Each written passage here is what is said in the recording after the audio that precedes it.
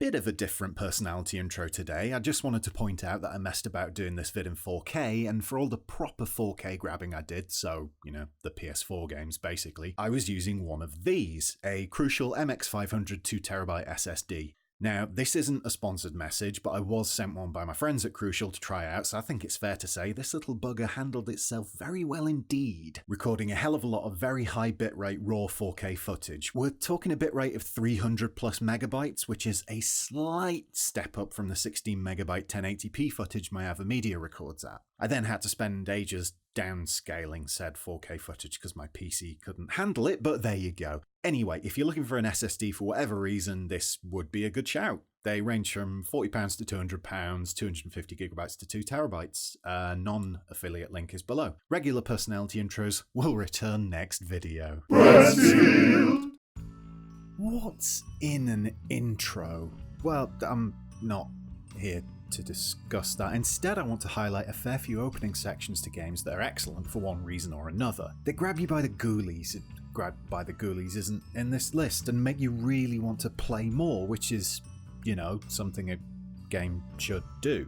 I don't mean intro sequences. If I did, you'd see the likes of Katamari Damacy, Onimusha 3 or Final Fantasy 8 here, obviously. And I've decided story and atmosphere factors in a lot more than other aspects, so my list veers away from many older games. Otherwise, the entire list would just be Super Mario Bros. First level, and that's it, because it's the best first level of anything ever. So those vague ground rules I'll definitely break set up. Let's get straight into it. Lots of games to cover, lots of first half an hour or so's to play through. List. Have you heard of this one? I think it's a bit niche, so I wasn't sure if I should include it or not. You need name recognition in your videos, I believe, so it's a risk to go with an unknown like this. Yeah, no, we all know BioShock by now, and we all know, because everybody's told us, that it has a fantastic intro. Who am I to doubt the people? Well, I usually do doubt the people because they deserve to be doubted, but in this case they are actually spot on. BioShock starts out with you trying to get to the surface of the water as quickly as possible before you drown, only to make you, once temporarily back on dry land, go deeper underwater than you ever expected to.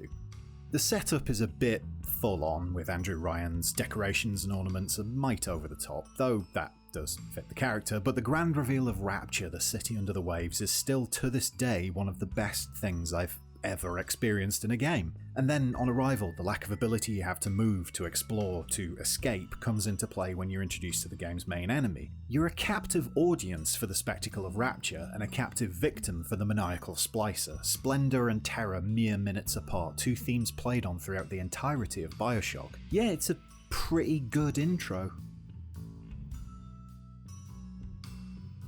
In Medias Res, I looked it up, I knew it had a name but I'd forgotten it. Uncharted 2 begins in Medias Res, in the middle of the story for those less knowledgeable and amazing than I, as well as those who didn't dogpile it to find out what the words were because they'd forgotten them. It's a very old storytelling technique that terms Latin for Drake's sake, and it's been used plenty in other games over the years, but in Uncharted 2 it's just done right.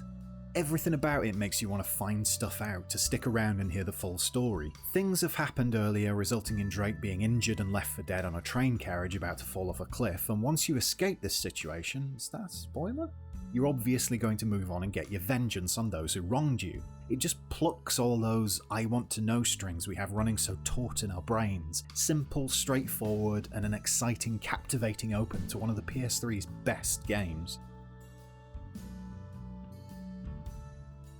When a game has a tutorial section that's so good you want to play it over and over in order to try and beat the developer's record, you know you're onto a good thing. The SAS training run in Modern Warfare is just absolute joy. You're looking to beat a record of, 20 seconds less? It's so very snappy. One mistake and you will not break the record, but short enough that you will want to try again and again. It's good enough to be its own mini-mode all by itself, and sets you up brilliantly for the rest of the game to come by teaching you the basic tactics: run, shoot, flashbang, shoot a bit more. It might seem like we didn't need to be trained in all this, but COD 4 was such a forward step for the series, and shooters as a whole, it shouldn't be underestimated how important this competitive training was. Then you're thrust into that first prologue mission, and wait, is this the same as training?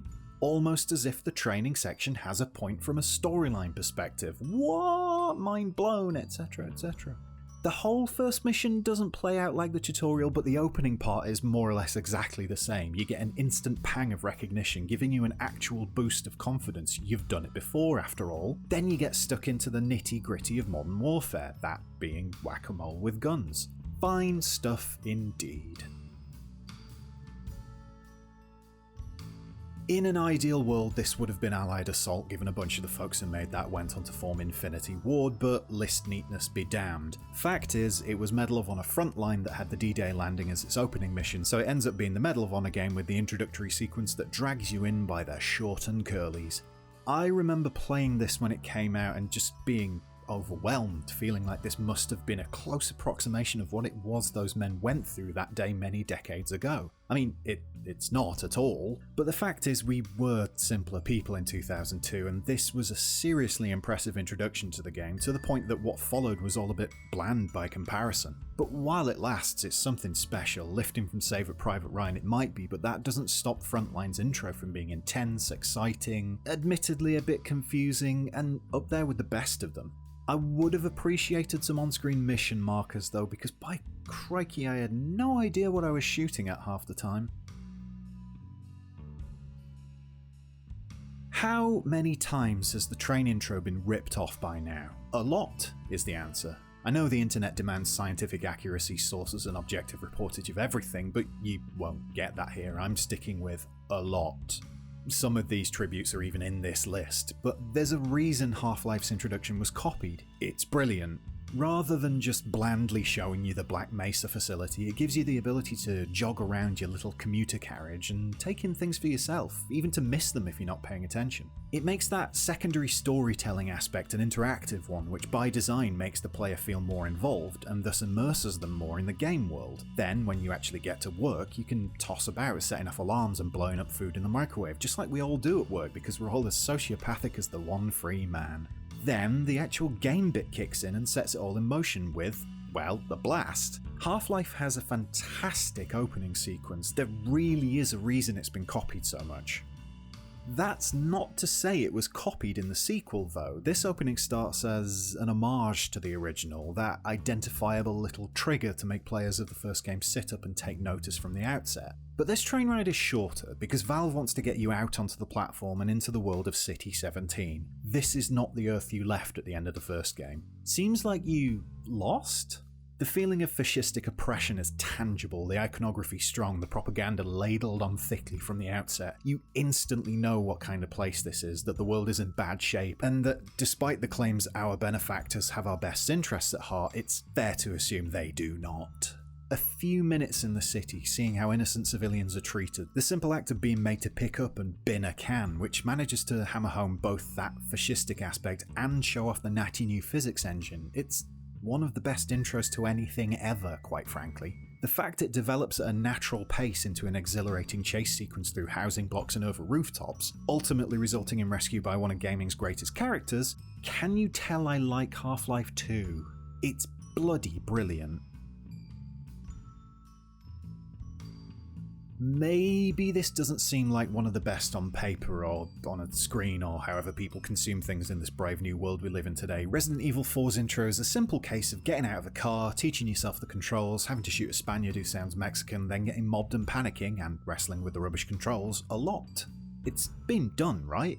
Except back in 2005 it hadn't really been done. I don't know what I expected from the game on first playing it, but it certainly wasn't this heart-pounding, manic-scrabbling, chainsaw-avoiding, shotgun-blasting frenzy. Before Resi 4, the series was plodding and slow, even with Resi 2's excellent intro. Oops, spoiler. This is the game that ratcheted it up not just for the series, but for games as a whole. By no means was Resi 4 the first third-person shooter to get that hectic, challenging action down, but it was definitely one of the best, and as a result this explosive, not in the literal sense, introductory sequence raised the bar for gaming as a whole. Out of context, it's not all that. In context, it's magical. My video, my rules, so I'm breaking them here. Mafia 2's intro is actually a Second World War set tutorial showing you your cover and grenade and shooting bits and all that standard stuff, while throwing in a bit about our main character's introduction to the power of and respect commanded by the Mafia. It does a job, but it's ultimately forgettable, to the point I literally forgot it was in the game when I went back to record it for this video. The real intro to Mafia 2, for me, is main character Vito arriving back to his dilapidated Italian neighbourhood in Empire City, coming home from the war at Christmas, stepping out of the taxi and taking a stroll through what is, hand on heart, one of the most atmospheric sets of back alleys and streets I've ever experienced in a game. There's no violence, maybe a bit of shouting, no cover-based shooting, witty banter, anything of the sort. There's just a man arriving home, going to his mum's house at Christmas, and it's perfect. Sadly, I'm not talking about this tutorial intro, which is great for many other reasons that won't be covered in this video owing to ongoing legal issues. Instead, I want to talk about where Fahrenheit leaves you after a brief cutscene, covered in a dead man's blood with no idea why you just killed him, in a diner bathroom with a copper sat having a coffee outside. What do you do? It's a brilliant introduction to the themes of Fahrenheit, Indigo Prophecy for my North American chums, that being a game of sinister plots, the supernatural, the need to make quick decisions, and multiple outcomes arising from said decisions. It distills the entire game into one opening scene, and it's magnificent. Shame the rest of the game goes a bit, yeah, as it progresses. I can only surmise this opening came about as a result of someone at BioWare taking Teen Witcher's legendary Top That rap to heart, and top whatever that is, Mass Effect 2 did, with gusto. It's not the most interactive on this list, and I know some would argue that you're not really playing it, but it only works as well as it does because you have a handle on things, or at least you're led to believe you do. Dashing heroically to the rescue after the Normandy, your space home for the first game, comes under attack from an unknown space tube, you make your way to the cockpit and masterfully save everyone from... No, you don't. Some of the crew gets killed, the rest reach the escape pods, the Normandy itself is completely destroyed, and you, Commander Shepard? Yeah, you die. I normally say it in a piss-taking fashion, but that genuinely is a bold opening gambit. Honestly, I was torn here, and I do feel like this breaks my rules. Maybe a bit. The Last of Us's introduction is undoubtedly fantastic, scary, atmospheric, setting the tone for the rest of the game expertly, and genuinely heart-wrenching all in its first 20 minutes or so. But really it's not that playable, instead acting as a very linear corridor for you to run from one set piece to the next. But it wouldn't work so well if it didn't have you interacting like that, so in the end the executive decision was made to include the game on this list. The executive decision was also made, I'm the only executive in case you were wondering, to not actually talk about any specifics of the intro beyond what I've already said, because apparently I worry about spoilers on a 6-year-old game. Ah well. Games really do struggle with comedy in the most part, I find, but when it's right, it's some of the best stuff out there. Take, for example, Portal 2's Speak Gag, which is one of my favourite things in anything ever, thanks in no small part to Stephen Merchant's inimitable VO work as Wheatley. Do you understand what I'm saying at all? Does any of this make any sense? Just tell me, just say yes. Okay, what you're doing there is jumping. You just jumped. But never mind, say apple. Apple. Okay, you know what? That's close enough. Just hold tight. It is, in short, a genuinely funny opening to the game. It's also an opening that works in two extra ways. First, by introducing you to Wheatley and recognising him as a bit of a buffoon, which is of course played on as the plot progresses. And second, by reintroducing you to the world of Portal and the Aperture Science facility. Now decrepit and overgrown, a far cry from the cleaned and sheened laboratory you made your way through last time around. A great intro with the rarest of rare things, actual proper funny games-based comedy. I could have gone for Morrowind here, maybe even Daggerfall, but I'm starting with 2006's Oblivion for Bethesda's run of solid introductory sequences. First up, you meet Patrick Stewart. Nothing's better than that in life. You get to follow some soldiers, batter some rats, steal some clothes, watch Patrick Stewart and his potato face get murdered, and eventually escape through the sewer like a fireball flinging Andy DeFries. It actually feels like an escape, and immediately gives you the why for your entire quest to follow. Good stuff. Fallout 3, meanwhile, plays very much into the role-playing thing, making you start your character's life from the start of their life, with Liam Neeson doing some phoned-in voice acting as the herring drops you off from the baby boat. I failed biology, I don't know how it works. You then grow up in a vault, experience a few key moments of your youth, learn elements of the game like shooting and persuading others, until eventually things go bad and you have to escape, ultimately leading to a wonderful introduction to a world that looks strikingly like our actual world will look in a few years after climate change has had its way with us. Then, for once not in meme form, there's Skyrim, which adds into the previous Elder Scrolls intro sequences an actual chunk of excitement as you flee a dragon attack. There's other ones too, but I only recorded these 3, so deal with it. Bit of a straightforward one here, but I can't help but like it for how it plays on your expectations from the first game. Dead Space 2 just goes for it from the off. You're in an insane asylum, they're grilling you, they're experimenting on people, it's all very by-the-book, evil, dystopic space fun, and before you're settled into the whole were the necromorphs even real shtick, they pop up. Well, pop out, rather gruesomely. Cue an unarmed dance through low-threat, high-tension corridors, a chunk more gore, a bit of exposition, and soon enough you're gunned from the first game again. Ah, dismemberment. Sometimes you don't have to be unique to be good. Journey's intro pulls double duty. It acts as a fine intro to the simple fact that this game isn't going to tell you very much, being all understated icons and a lack of text. It also acts as something of a treat for those of us who've actually finished the game. I'm not going to unleash the spoiler cannon and tell you why. And no, it's not just because I struggle to explain it. I understand art things. I saw a painting once. I am cultured. But yeah, Journey's intro is simple and impactful, though it might not feel that way on your first playthrough. So play it through, because it's both only a few hours long and absolutely brilliant. Small tangent, but it's funny how many voices were certain LUCASARTS would pull it out of the bag with Star Wars 1313, given its contemporary output on the license had been warmed up garbage. Anyway, speaking of said garbage, The Force Unleashed! Cue millions of voices crying out, and I played it when I was 10, therefore I love it, terror before being suddenly silenced. While that guy from Battlestar Galactica's adventures and QuickTime events didn't make for a very good game in the most part, The Force Unleashed's first level makes the entire thing worth it. You're thrown in there as Darth Vader, Imperial March blaring away in the background, stomping through the Wookiee homeworld of Kashyyyk, spelt with 3 Ys for some reason, and generally being some kind of force. Unleashed. This introductory level is absolutely brilliant. It's an immediate massive power trip. It fits Vader perfectly. It shows off the physics engine backing the game up so the devs get to smile about that. And, most importantly, you get to ping Wookiees off treetops to your heart's content. Unintentional comedy it might be, but it's up there with Portal 2 as one of the funniest introductory sequences I've ever played. I don't think there's actually that much to say about GTA 5's opening sequence. Does it have standout moments? No, not really. There's nothing about it that makes you go ka-ka-ka-weh-hey-hey. That usual saying you say when you're really impressed by something. It's just good.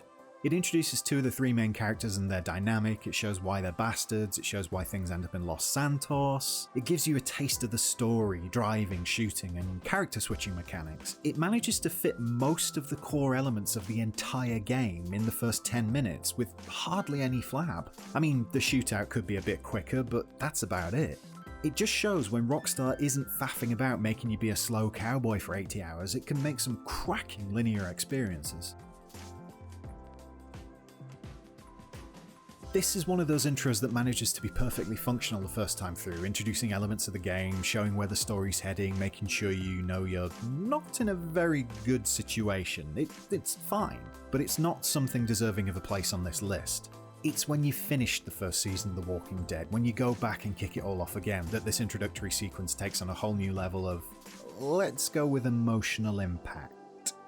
It's the beginning of a journey you're going to take with Lee and Clem. It's those tentative early steps towards forming an unshakable bond. It's doing the first thing Clementine will remember. It doesn't work as well first time around, but put in the time and this is a surprisingly poignant opening. Remember when Raiden was rubbish? After playing this, me neither. I don't see the point in explaining it, so here you go.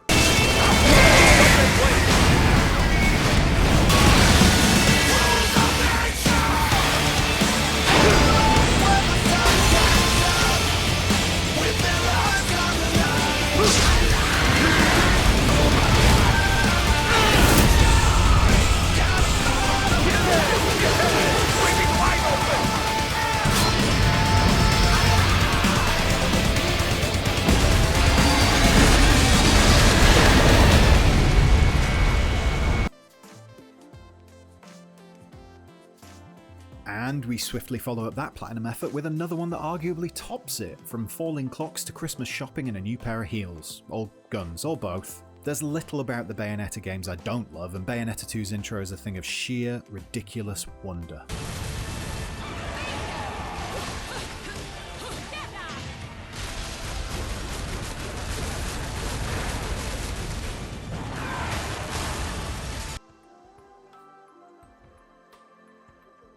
Tumbling back to the less exciting and intense world of RPGs from the 90s, Final Fantasy VII, well, it was actually pretty exciting considering what it was, and that's why I've included it here. Most role-playing games would kick off slowly, a child raised in a village finding out 3 hours of game time later they need to quest to get the thing, or they're the chosen one, or whatever other trite nonsense. Square's Western breakthrough JRPG kicks off as a terrorist raid takes place on a Mako reactor. That's basically a power station to those not up to speed on all things Midgar. Thing is, you're one of the terrorists, which is pretty neat. I think I'm now on a list for saying that. Anyway, it's still an RPG, so it's clunky as hell, and 20 odd years later it does look daft.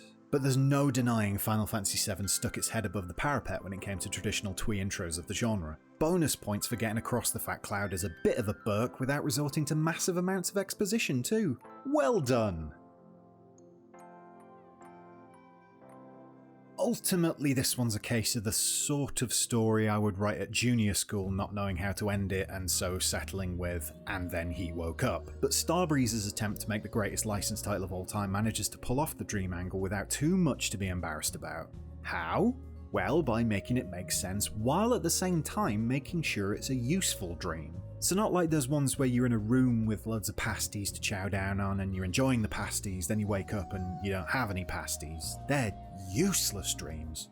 Anyway, Butcher Bay has you take on the role of Richard B. Riddick. The B stands for bewitched as a result of his parents being big fans of the kooky Irish pop starlets. You wrest control of the baldy one with the shiny eyes just as he's about to be led into the titular prison. One distracted bounty hunter and snapneck later and you're immediately on the run, dodging guards, snapping more necks, learning the subtleties of the game's systems. This was a very different beast to the other FPSs of the day, we shouldn't forget.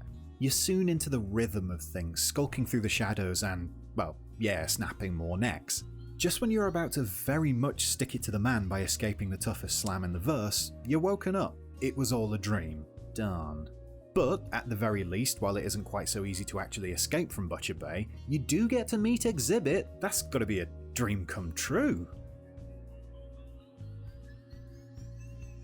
Atmospheric and cool you expect from a long-winded RPG intro from Square, yes. What you don't expect is the opening cinematic to actually act as a tutorial and one that you can skip with an accidental press of the start button, thus missing out on a few practice fights to get to grips with things. Oh, and a dragon. You miss out on a dragon if you skip this one. All things considered, I wouldn't say Vagrant Story's introduction is up there with the best on this list of such high esteem, but it's a fine little curio well worth a slot as an also-ran. Also, the game's utterly fantastic, so get on it. Elsewhere in Dragons, another story of life at home being interrupted by the news you're the chosen one, or in this case that you have to drink some blood to fight some demons and seduce some witches or something. Dragon Age's individual introductory hour or so sections, when taken alone, are nothing really to write home about. Having said that, I would say nothing is anything to write home about, given I don't think I've ever actually sent a letter to my childhood home. But I digress. Thing is though, you take these individual intros and pack them together into Dragon Age Origins, what you end up with is 6 genuinely distinct, wait for it, origins. It all comes together to become a generic tale after those early days, but these openings act as your grounding in the world, and the fact that they are so different means your attitude through playing the subsequent main quest will be markedly altered. Play as a human noble, for example, and you're rightly derided by me right now as a thoroughly boring person. Also, your character lives life exactly like those YouTube commenters, you know who I'm talking about right now, riddled with privilege. I played as a city elf and was subjected to, essentially, racist abuse, thus colouring my views of the world around me and making me question whether I actually wanted to save these terrible, horrible people from their fate later on in the game. And there are 4 other ones too. It's absolutely brilliant, as well as being a great way of making the title of the game actually matter from a mechanical perspective. And I think that's what we all really want in life. I, like many others, was terrified about Doom 2016. I was convinced it would be rubbish, but I was wrong. It is brilliant. But that worry, at the time, was very real. When it kicked off and it set things up to show holographic recordings and throw exposition at my ear holes, I feared the worst. If this became a trudge to collect endless overacted audio diaries, I'd be heading to id Software to personally have words. I shouldn't have worried. I was a boob to have done so at all. Doom very quickly has our friendly neighbourhood Doom guy resort to smashing up communication devices and the like, our avatar in the game world acting out on the frustrations felt by those of us who've had enough of banal in-game exposition. It's an intro that absolutely gets what Doom is all about, and it immediately shows the player that it knows what you want from the game. Rip and tear indeed. Hey, it's an early entry! I'm sure there are more fabulously cinematic games. Wait, yep, I've just remembered another one, we'll get to that in a sec. Anyway, I'm sure there are other older games I'm not aware of that manage a wonderfully atmospheric cinematic opening that actually allows you to play it in some way, but the main one that stands out in my head, aside from the other one I'll get to in a minute if you'll just let me finish, is Nintendo's classic Super Metroid. The SNES game for the SNES, which you play on the SNES, gets going straight after the events of Metroid 2, with Samus, she's a lady, shock, having to turn a space boat around as soon as she's left the research station she dropped her imprinted Metroid on. Making your way through a brief level, here's some platforming, here's some screen switching, here's a basic idea of how the maps work, you met with an immediate boss fight that I'm still really bad at. I mean, you're not supposed to win it, it's just training. Then you get a 1-minute countdown and instant pressure to escape before everything explodes. It's everything a good introductory sequence should be, offering nods to existing fans of the series, introducing new players to the basics, setting the scene for your quest to come, and even putting a bit of pressure, even the chance of failure on players. Good stuff, this old game. The other old game I remembered is, well, this one, obviously. Monkey Island 2, being a point-and-click adventure title, doesn't really have the same impressive early action that Super Metroid has, but it does double down on that whole rewarding existing fans thing. See, the whole point of the original Secret of Monkey Island is that Guybrush Threepwood wants to be a pirate. He becomes one by defeating the ghost pirate LeChuck, and as a result is showered in love and praise and riches for his root beer-toting heroics. Fast forward a few years and we catch up with Guybrush doing exactly what we knew he would do, dining out of past glories, doing nothing of note with his time, and just soaking in the joy of having a load of lovely gold to spend on whatever he wants. Our rather rubbish hero begins the game in a position of power, wealth and influence, at least relative to how he began the first game. You don't even get past one bridge before Largo Legrand bullies all of your wealth out of you, and before you've even had a chance to really enjoy a successful, wealthy Guybrush, it's all been taken away. This, to me, is a brilliant introduction. Here's the situation, here's how it's changed, here's our hero and how he's developed, and here's us, taking it all away. Well, apart from his natty new beard. It's unfair to go into detail of the Stanley Parable, I have to admit, so I'll keep this short. Suffice it to say, the game's intro can be the entire game, depending on decisions you make, and that in itself is a fantastic part of the learning curve behind the experience. Just play it and find out for yourself, you don't want it ruined by others, and it's something that has to be a very personal experience. This is another one I'd be harping on about if this list were focusing on intro movies, but we're not, so why have I put it here? Did I have a mild stroke and decide it's a fit even though it clearly isn't? No, of course not. Behind all the sheen of the fabulous pre-rendered intro movie Shut Up, It Was Stunning in 1998, there's an introduction to Resident Evil 2 that tells players to immediately forget what they think they thought they were supposed to maybe know. Resi 1 may have had Barry Burton, but it was a slow, plodding experience with only a few zombies ever popping up in a room to irritatingly shuffle towards you while moaning, like a Brexit voter trying to push into a supermarket queue. Resi 2 kicks off with whichever character you've chosen surrounded by a wall of flames and zombies everywhere. You can fight, but there's too many and you will be overwhelmed if you keep trying to take them all out. You have to run, and as you run you see the city, it's gone. No longer a place for people to live their lives, instead a disaster zone full of scabby, stinking husks of people. Again, just like a Brexit voter. And to cap it all off, the reveal of Sanctuary of the police station, a concept wonderfully toyed with in the recent Resi 2 remake, is a brilliant, relieving finish to the instant onset stress of Resi 2's beginning. What a statement of intent. And in another example of intent statements, we have Beyond Good and Evil, one of life's most overlooked wonders and one of the best traditional style Zelda games this side of A-Comin. Your introduction to Jade, and the ever-brilliant Paige, he's your uncle, also a pig, sets everything up so brilliantly, and it's another one that begs you to return to it after seeing the whole game through, so you can pick up on a few bits and pieces that will pass you by first time around. So what do we have? Some yoga or tai chi or something with an orphan goat, a power bill needing to be paid, an alien invasion, a quick bout of introductory combat, a helpful pig uncle, some more better combat, and a helpful rescue force that isn't very helpful, backed by a media presence that's actually as bad as YouTubers think the real media is. It's a well-crafted first 10 minutes or so of game and sets you in fine stead for the challenges to come, as well as intriguing you just enough to want to know what in the blue hell is going on, while also not actually spoilering anything. Huz and indeed Zah. Finally, the game I told myself I wouldn't include. It's just too obvious, isn't it? It's a try-hard, it's dumb, it's not well polished, the game itself is a letdown. It's not worthy of a place on this, the list of all lists, right?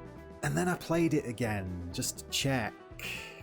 Come on, gang, Saints Row 4 has a fantastic intro, it really does. From the tutorial that nakedly rips into the likes of Call of Duty and ends with the use of licensed music I wouldn't be able to get away with playing here without the YouTube police jumping down my throat, it's pitch perfect. Then onto the prologue mission where you get to make presidential decisions alongside Keith, fight forever David, punch someone in the knob, single-handedly fight off an alien invasion, use massive Stars and Stripes cannons, fail to single-handedly fight off an alien invasion, get put in a simulation of the complete opposite of what Saints Row is about, and ultimately get thrown into the larger simulated world. It's just really good. A lot happens, it's funny, there's action, it mocks other games. I'm a fan. In the end, it just had to go on the list. And in the end, that's the end of the list. That was long, wasn't it? Almost like devs know they need to make things engaging from the off. Who knew? Anyway, I enjoyed making this because I didn't have to play much of each of these games to record the footage, thus meaning it all respected my time a bit more than you might otherwise expect, and that, after all, is what's most important here. Like, share, subscribe, play the first level of Force Unleashed, ping Wookiees off treetops, laugh. Bye!